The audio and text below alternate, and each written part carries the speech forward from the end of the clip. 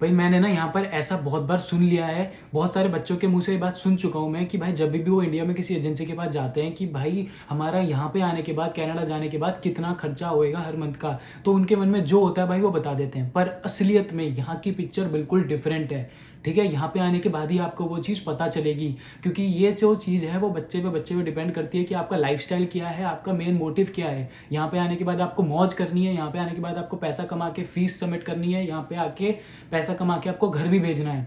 अब बहुत सारे बच्चे मैंने ऐसे देखे कि भाई यहाँ पे आके लग जाती है हवा, मौज मस्ती में हो जाते हैं। तो भाई उस केस में जो मैं आज का बजट बता रहा हूँ ना, 600-700, वो कब 1500 होएगा आपको पता भी नहीं चलेगा। ना आप फीस जमा कर पाओगे, ना आप कुछ कर पाओगे, घर से भी पैसे मंगाते रह जाओगे। ये सीन होता है भाई। अब क्या होता है, आपको अपने ऊपर कंट्रोल करना पड़ेगा। अब जैसे ये नहीं कि आपके दोस्तों ने कह दिया कि भाई आज यहाँ पे खा लेते हैं, आज वहाँ पे खा लेते हैं, आज ये खरीद लेते हैं, आज वो खरीद लेते हैं, आज यहाँ घूमने चल लेते हैं। मैं किसी चीज़ के लिए मना नहीं कर रहा हूँ, लेकिन अपना दिमाग यूज़ करो कि आपको ज़रूरत है। 2 साल आपके पढ़ाई के स्ट्रगल के हैं, उसमें अगर आपने अच्छे से पढ़ाई करके पैसे पूसे सेव कर कर अपनी फीसें पूसे खुद निकाल दी तो आपका फ्यूचर सेट है। और अगर आपने इन 2 साल में मज़े कर लिए तो भाई आपका फ्यूचर घुसा है, फिर आपको भी नहीं पता कि आप पैसे कहाँ से लाओगे। क्योंकि हर स्टूडेंट मेरी तरह ही होता है कि यार फीसें खुद ही देनी होती है यहाँ पे आने के बाद। ठीक है, कोई एक आधा होगा जिसके पास पैसा बहुत है, जिसके जेबों में भरा पड़ा है, आके मौज मस्ती सब कुछ चलेगा, लेकिन आपको थोड़ा बहुत अपने ऊपर कंट्रोल करके चलना है। तो इस वीडियो में मैं बजट के ऊपर ही बात करूंगा कि आपके महीने का बजट कितना है, मिनिमम अमाउंट पे बात करूंगा कि इतना तो लगेगा ही लगेगा। इस बजट में मैंने मतलब थोड़े बहुत एक्स्ट्रा खर्चे भी इंक्लूड करे हैं, तो जिसको अपना खर्चा वो निकालना है, एक्सक्लूड करके अपना बजट खुद बनाना है, तो आपको आइडिया हो जाएगा, आप खुद बना सकते हो और फिर आप सेटअप कर सकते हो कि यार कितना यहाँ पे आने के बाद आपको पैसा कमाना है, कितना सेव करना है, कैसे कैसे हर चीज होगी। So let's start the video without wasting any time, let's go guys. हाँ तो गाइस, हम लोग इस वीडियो में 3 मेन कैटेगरीज में ये डिवाइडेड है: रोटी, कपड़ा, मकान और जिम। चौथा जिम भी मैंने इंक्लूडेड करा है क्योंकि मुझे वो शौक है वर्कआउट करने का, वो ऐसा कोई गलत खर्चा है नहीं, तो इसलिए मैंने वो चीज़ भी इंक्लूड करी है। तो भाई सबसे पहले हम बात करेंगे मकान। मकान 4 कैटेगरीज में डिवाइडेड है: प्राइवेट, शेयरिंग और टाइप ऑफ हाउस, और चौथा है आपका लोकेशन। भाई अगर आप मेन लोकेशन पे लोगे तो रेंट ज़्यादा होगा, अगर आप थोड़ा पीछे इलाकों में लोगे तो आपका रेंट होगा जो कम होगा। अब अगर हम शेयरिंग की बात करें तो शेयरिंग में आपको आराम से 350 से लेकर 450 तक पड़ जाएगा आराम से। उसमें यूटिलिटीज़ एक्सक्लूडेड भी हो सकती है और इंक्लूडेड भी हो सकती है। अब ये जो मैंने रेंट बताया है ये आपको वैंकूवर साइड का और आपको यहाँ का ब्रैम्पटन, टोरंटो, मिसिसागा साइड का बता रहा हूँ, दोनों तरफ का बता रहा हूँ, इतना ही रेंट होता है। ठीक है, अब प्राइवेट की अगर हम बात करें तो प्राइवेट में कितना होता है रेंट? प्राइवेट में आपका रेंट होएगा आपका 550 से लेकर $750 तक। उससे ऊपर भी आपका प्राइवेट रूम का रेंट जा सकता है, लेकिन अभी हम बात कर रहे हैं कि मिडिल क्लास फैमिली वाले स्टूडेंट्स के लिए तो इतना रेंट में आपको रूम प्राइवेट मिल जाता है, क्योंकि हर एक लोग शेयर नहीं कर पाते। जैसे कि मैं हूँ, मैंने भाई अभी यहाँ पे प्राइवेट रूम ले रखा, मेरा रेंट है $550 प्राइवेट रूम का। ठीक है, अब हम अगर आगे बात करें तो भाई यहाँ ब्रैम्पटन में एक रूल है कि अगर आप नए नए शिफ्ट हो रहे हो तो आपको first and the last month देना पड़ेगा रेंट। मतलब आपका जितना रेंट होगा तो पहले मंथ का भी और आखिरी मंथ का भी आपको रेंट एक ही बार देना पड़ेगा। वैंकूवर की अगर हम बात करें, वैंकूवर में ऐसा कुछ नहीं है, आपको सिंपल रेंट देना है और आपको सिक्योरिटी देनी है, सिक्योरिटी डिपॉजिट, जो कि होता है आपके रेंट का हाफ। तो ये 2 खर्चे ऐसे करके निकल जाते हैं। अब आपको इसके अलावा इन्हीं चीज़ों में खर्चा बताता हूँ। कई घरों में हाइड्रो, ठीक है, हाइड्रो हो गया आपका और आपका गैस का हो गया, ये बिल अलग से देने आपको पड़ते हैं। वाईफाई हो गया एंड लॉन्ड्री हो गया, क्योंकि कपड़े भी आपको धोने हैं। अब लॉन्ड्री का कितना होता है? लॉन्ड्री का आपका खर्चा आता है कुछ $70 to $80 होता है मंथ का। अब जितने भी घर में बंदे हैं वो सब में डिवाइड हो जाता है सब में खर्चा। अब भाई अगर आप लोग ये सोच रहे हो ना यहाँ पे आके, क्योंकि मुझे पता है, क्योंकि मैंने भी ये बात सोची थी कि अगर ज़्यादा पैसे कमाने हैं, मतलब बचाने हैं ज़्यादा पैसे, तो हम एक रूम में 3-3, 4-4 जने रह सकते हैं ना। 3-3, 4 जने रह लेंगे, पैसे हमारे बच जाएंगे। तो भाई आपसे भी 3 लोग यहाँ पे बैठे हैं। रूल है ये कि एक रूम में, एक घर में इससे ज़्यादा अमाउंट के बच्चे हो ही नहीं सकते। एक नंबर दिया हुआ है, उससे ऊपर आप नहीं रख सकते। वो रूम के हिसाब से डिपेंड होता है कि ये घर में कितने रूम हैं। अब या तो अगर आप ऐसा करोगे तो या तो आपका फ़ाइन पुलिस वाले काटेंगे या फिर आपका फ़ाइन काटेगा लैंडलॉर्ड और आप घर से बाहर। तो ऐसा करना मत, बिल्कुल भी मत सोचना। अब भाई जब रेंट की बात हो ही रही है तो मैं चाहता हूँ कि आपके साथ एक अपना पर्सनल एक्सपीरियंस शेयर करूँ, जो बहुत ही ज़्यादा झक्कास एक्सपीरियंस है, आपको सुन के मज़ा आ जाएगा। तो भाई सीन ऐसा है कि अभी तो मेरे पास प्राइवेट रूम है, लेकिन इससे पहले ना हम लोगों ने 3 जनों ने एक रूम में शेयर करा था। उसकी कुछ वो था कि मतलब हम लोगों को थोड़े बहुत पैसों की ज़रूरत थी और हमने सोचा अगर हम 3 जने महीने शेयर कर लेंगे, 2 महीने शेयर कर लेंगे तो ऐसी कोई दिक्कत नहीं है। और दूसरा रूम अवेलेबल भी नहीं था उस टाइम पे उस घर में। ठीक है, तो रेंट थोड़ा ज़्यादा था, तो हम लोग 3 जने एक ही रूम में रह गए। तो वो था घर मेन डाउनटाउन में, बता रहा हूँ मेन डाउनटाउन की बात। तो भाई उस टाइम पे मेरा रेंट आ रहा था 320 या 330 एक्सक्लूडिंग आपकी यूटिलिटीज़, ठीक है। तो यूटिलिटीज़ का बिल एक्स्ट्रा देना था हम लोगों को, ठीक है। अब जब भाई रेंट का टाइम आया, हम लोगों ने वो दे दिया 320 या 330 हमने रेंट दे दिया, ठीक है। उसके बाद भाई अगले महीने आता है आपका यूटिलिटीज़ का बिल। गेस करो कितना होगा भाई। भाई यूटिलिटीज़ का बिल आया $450, मतलब 320 प्लस 450 सिर्फ एक महीने का दिया, जिसमें हम 3 जने एक रूम में रह रहे थे। मतलब अपनी किस्मत ऐसी माड़ी है। वो बंदा आके पता है क्या बोलता है, जो घर का लैंडलॉर्ड था, वो बोलता है कि भाई पिछले 4-5 महीने से जो बाकी के लोग रह रहे थे उन्होंने वो नहीं दिए यूटिलिटीज़ का बिल, तो इस वजह से ये सीन है।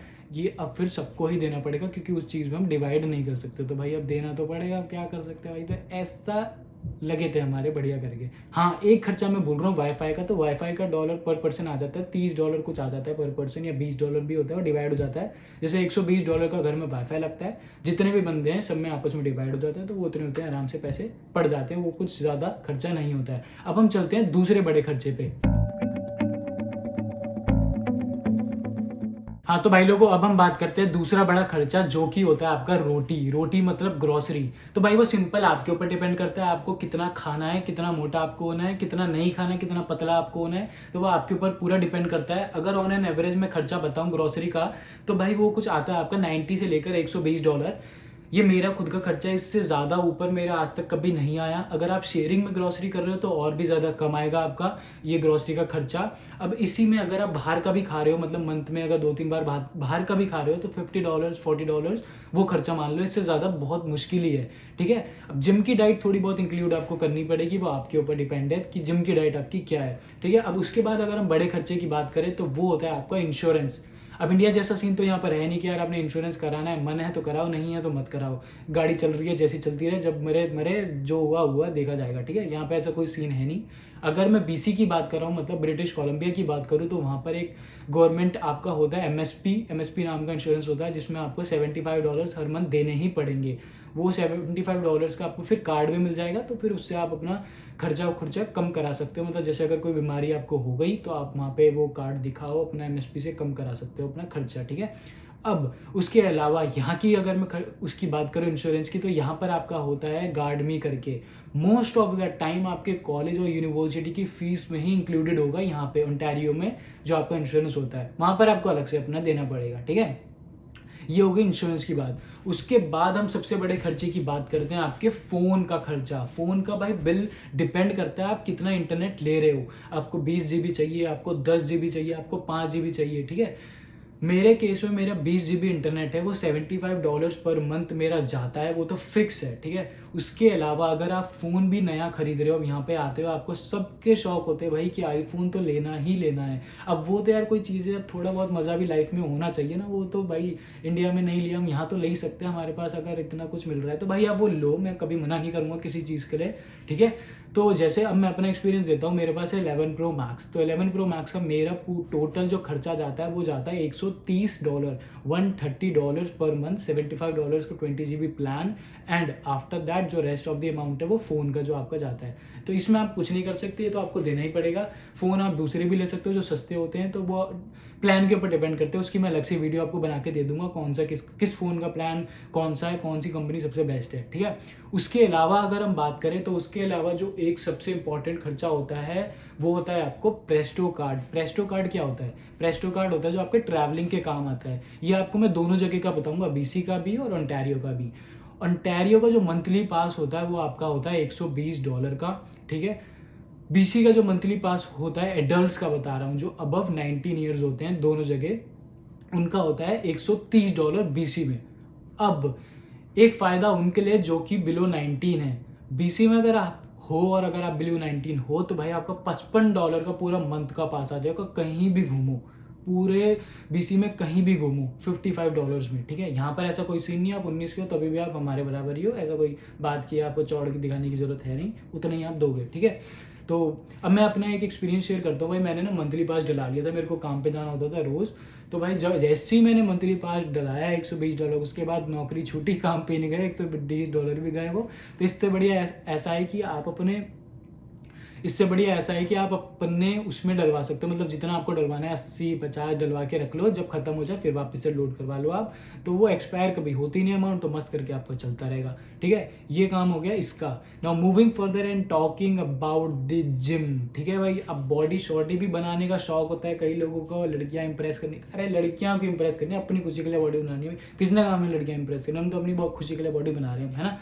तो भाई अब जिम का खर्चा कितना होता है, जिम की फीस और प्रोटीन वगैरह मिला के आपका $70 से $80 आपका जिम का खर्चा महीने का बन जाता है। अब जो बिना प्रोटीन के कर रहा है उसकी तो भाई $30-40 में काम हो जाएगा, $15 में भी काम हो जाएगा। ठीक है, अब जो इसको प्रोटीन भी खाना है और सब कुछ करना है, तो भाई वो खर्चा मान लो आप $70 से $80, ये भी उस चीज़ में इंक्लूड कर लो।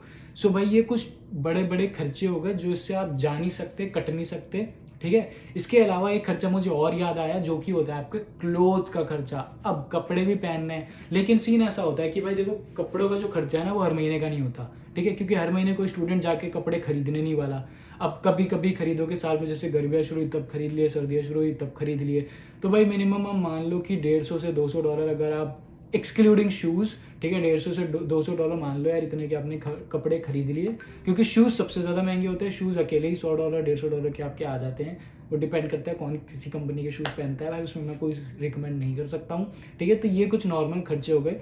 तो भाई ऑन एन एवरेज सबका टोटल करके अगर मैं बताऊँ तो 700 से लेकर $800 तक के बीच में आप अपने खर्चे निपटा सकते हो, मैक्सिमम बता रहा हूँ।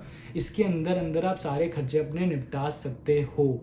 सो इस हिसाब से आप अपनी प्लानिंग करो और यहाँ पर आओ कि आपको कितना पैसा कमाना है, कितना पैसा आप कमा सकते हो, कितना पैसा कमाओगे और कितना पैसा सेव करोगे। Thank you for watching this video. If you like the video please click on like, subscribe my channel और कमेंट्स में करके ज़रूर बताओ अगर आपको कोई खर्चा याद आ रहा है जो कि आप बाकी बच्चों को बताना चाहते हो कि भाई ये खर्चा भी हो सकता है, तो वो कमेंट्स में जाके बता दो ताकि सब लोग देख पाए। Thank you, bye bye.